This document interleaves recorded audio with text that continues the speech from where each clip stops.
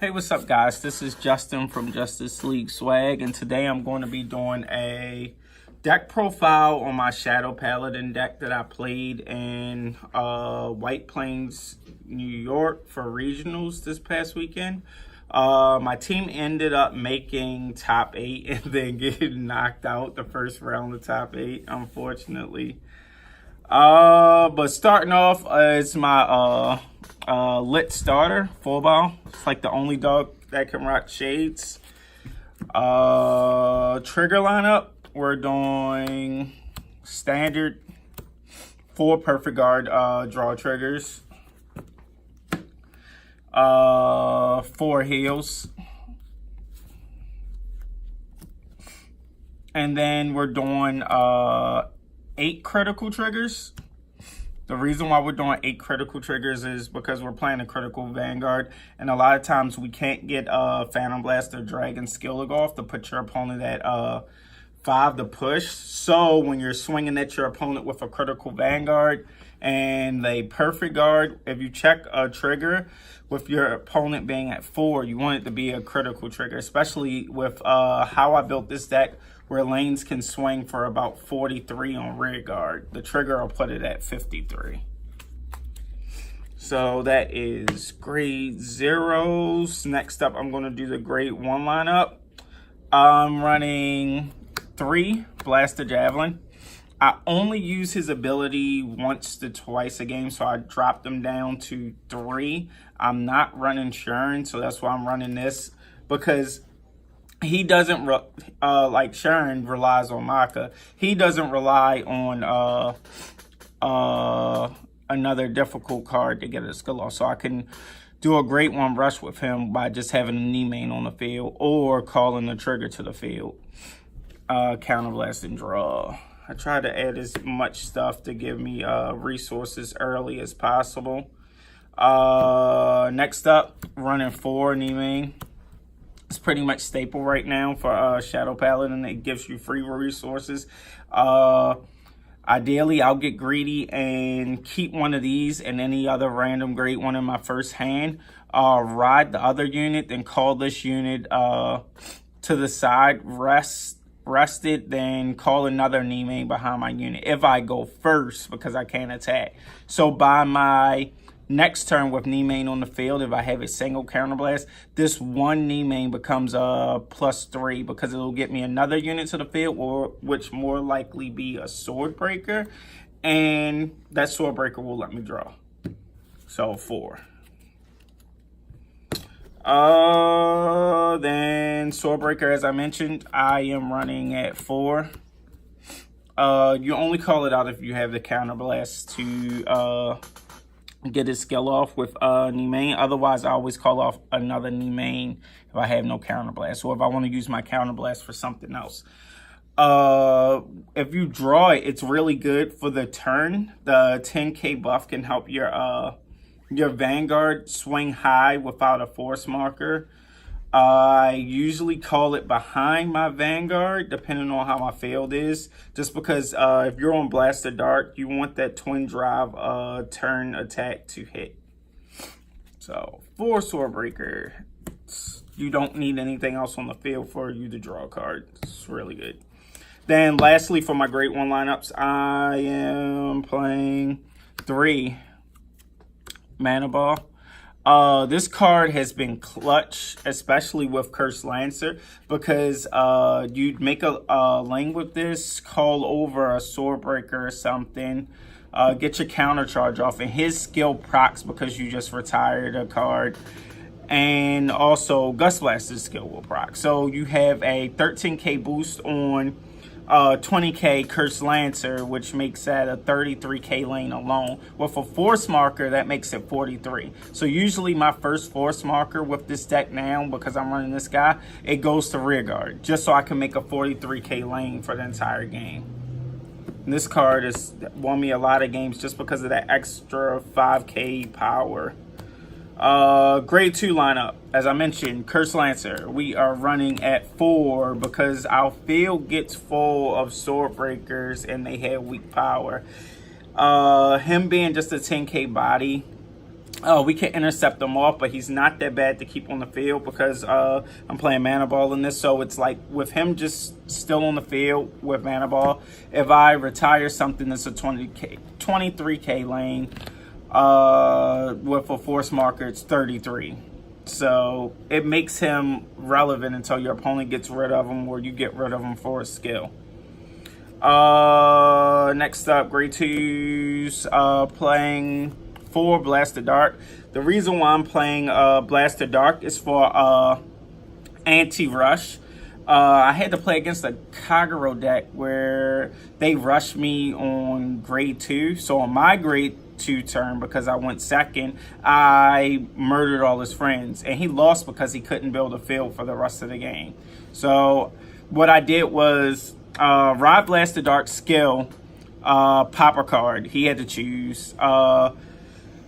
I had no counter blast left, so I called another trigger to rearguard, called over it with Curse Lancer, counter charge. Now I have a 20k rearguard attacker, then called another Blaster Dark to wipe out his other rearguard that he tried to rush me with. So it's like I wiped his board with 1 counter blast by using this. Also with Blaster Dark having the twin drive live. I actually sacked somebody our last round before cut the top 8 because on my grade 2 turn, I rolled Blaster Dark. He didn't have a field. He was playing Murakumo. I used its skill and I double crit him. But my field was already around 25 to 27k a round because of Curse Lancer being boosted by Main and then Soul Ball being boosted by Mana Ball. So it's like my field was ridiculous. But yeah, that's why I'm still running Blaster Dark, and Mana Ball makes him still good, like on a rear guard lane. Like Blaster Dark can actually hit numbers, so it's like 23 or 33 on the rear guard with if you have a force marker over it. Especially like one of my favorite things to do with this is if people try to hold back on cards that they're using on a re-ride on a Phantom Blaster Dragon turn. I won't use Phantom Blaster Dragon skill. I'll just give the force marker to the Vanguard lane, and then I'll call a Blaster Dark, pop their 1 rear guard, or call 2 Blaster Darks, pop their 2 rear guards, then just deal them a damage. So I don't have to kill my own resources to put them at 5 and dump more of their hand. Lastly, for grade 2s, I'm playing 3 Soul Ball. The reason why I love this is because it gives me a good grade 2 turn rush. All I have to do is just ride Blaster Dark. So the early game rush with this is really good on grade 3 or grade 2. When you call him, you counterblast and you call a Mana Ball to the field. Usually I call it behind him, depending on how my hand is. So he'll gain +5. And if you use Curse Lancer this turn, that turn, or Main skill to call over Main with another Main, the Mana Ball skill will go off to gain the +5. But with him, if my hand isn't good, like say I didn't get a grade 3, I just use him as basically free filter. He'll be swinging about 22, usually on a 10k Vanguard early game. And he lets you draw a card and then you have to discard a card. So it helps you go through your deck faster to find stuff, especially if he stays on the field long enough. So after that, he dies. You want to intercept him off, or you're just going to call a Curse Lancer over him the following turn because his 9k body is weak after that. But he lets you straight up set up units from out of the deck that boost for the rest of the game, which I found to be pretty good. Lastly, grade 3 lineup. 4 Phantom Blaster Dragon. You always want to ride this first. Your opponent rushes you, then you just use the skill and wipe their board, depending on what they're going to... Like, if I have a bad hand and I can't block my opponent's attack, I'm using this fucking skill as soon as possible. Then his override to dealer damage is pretty good, especially when you're playing against protect decks like Angel Feathers. They heal, your following turn, you board wipe, then deal them a damage. So you can kind of keep them in check. Only the protect markers get annoying. Next up, Gust Blaster. I'm only playing 2. I'm going to bump Gust Blaster up to 4 once we get the guard restrict grade 1 at Soul Blast, retire itself, and your opponent has to drop 2 cards when they guard. So right now I'm just running the 2 because I really needed it for the protect matchups. My last grade 3 that I was running was Shadow Blaze Dragon.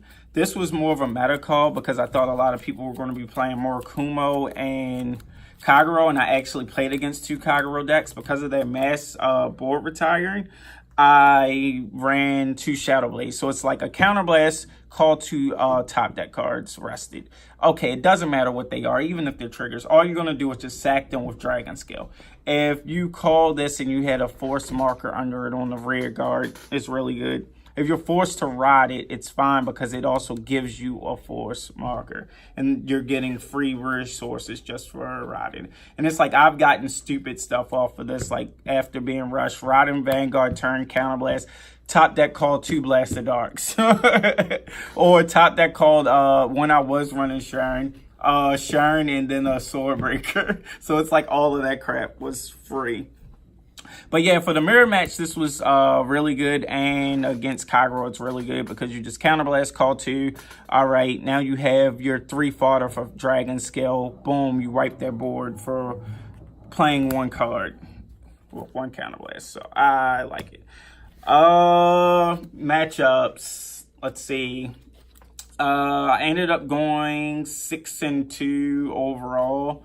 My first matchup, I had to play against, what was it? Dimension Police. But I played Dimensional Police, so I know how to counter it. When he played Die Braves and stuff on board, I perfect guarded the Vanguard, so they stayed there. Then I used Phantom Blaster Dragon Skill to wipe his board. So I just tried to make sure I kept attrition in him. And then on his great turn, his first great turn, I made sure, again, I perfect guarded the Vanguard so he couldn't get off any Die Braves. Then on his, I took the rear guards, and then I perfect guarded the Vanguard great. So, yeah. I just completely out advantaged them with that game. Next round, unfortunately, we had to play against some of our teammates from from the store. And I was playing against our local Kagero player. I ended up beating him with, well, he blocked all of my attacks all game. So while he was at 2 damage, I hit him with a 6 crit Gust Blaster Dragon. Because he didn't draw any perfect guards on his last waterfall swing. Let's see. After that, who did we play? I don't know. It was like I played against Morikumo twice.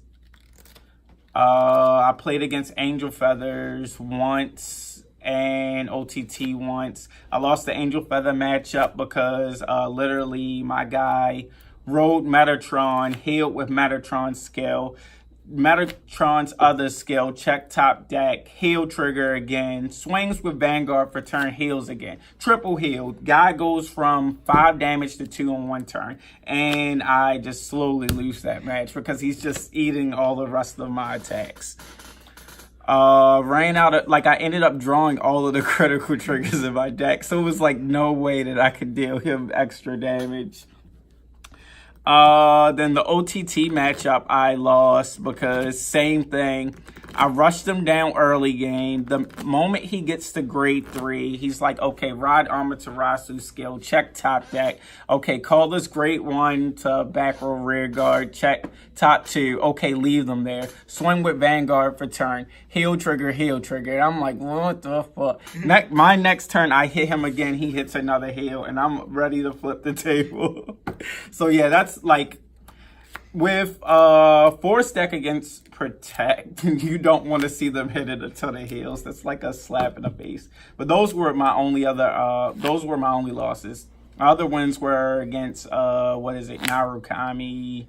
And I had to play against a deleter deck. He missed Greyon for the first ride. I had to ride Greedall, but it doesn't really matter because he 6 damage heal on me. But with the amount of advantage I had in my hand, I just put him down again with Gust Blaster the following turn. Trying to think what other decks I had problems with. I think in top 8 I lost to Murakumo.